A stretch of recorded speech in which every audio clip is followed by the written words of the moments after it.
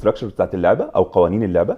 احنا هنسحب كروت، كل كارت حضرتك هتسحبيه هسحب انا قصاده كارت واسالك فيه الاسئله اللي ليها علاقه بالموضوع اللي طلع لحضرتك. تمام كده. اخر كارت اللي هو الجوكر حضرتك تقدري تساليني فيه اي سؤال يجي على بال حضرتك. حلو. يلا بينا نلعب ونهفن. يلا.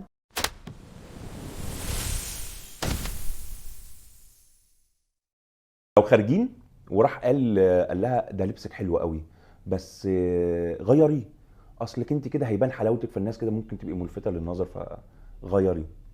غيرة؟ هو قال لها غيره بس هو اللبس ما فيهوش حاجه بدليل ان هو عاجبه. هو قال لها تمام.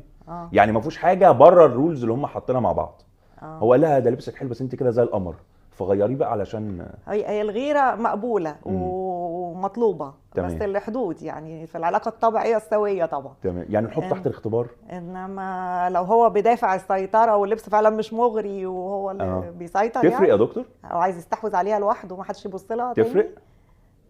تفرق لو هو عايز يسيطر عليها وكده؟ تفرق. اصل الغيرة دي لو زادت عن حدها بتتحول اصلا كده لمرض. هيمرمطوا بعض في المحاكم. بيبقى عذاب. فهي مطلوبة لحد. تمام. ولازم الحدود دي تبقى واضحة من الاول. ماشي. يعني.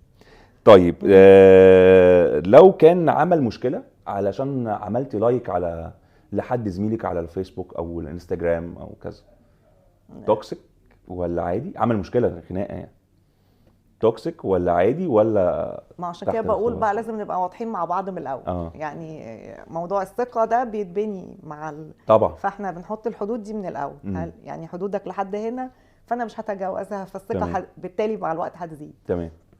طيب. ما هو يعني انا مش فاهم مش عارفه بقى يعني ما هو عملت لايك على اساس ايه؟ ما لايك عادي. احنا زملاء في الشغل وكتب حاجه في الشغل في موضوع في الشغل لا طبعا ده حقها عادي. انما افرض انه فعلا بوست مثلا مش لا ما هو اكيد يعني مش هو حاطط صورته يعني هو على مثلا على البحر الله حبيبي فكده يبقى عنده لا ده كده مشكله.